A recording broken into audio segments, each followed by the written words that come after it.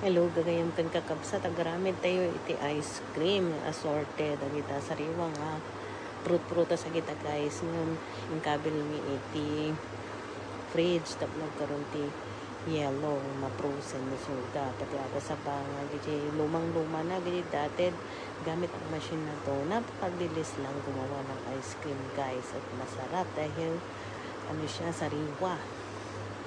Siguradong malinis at unlimited sawa ka.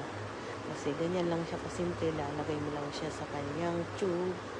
Tapos, ayan, saging. Kahit anong prutas ang gusto niyong i-mix. Tapos, ipasok niyo yung pinaka-cover niya.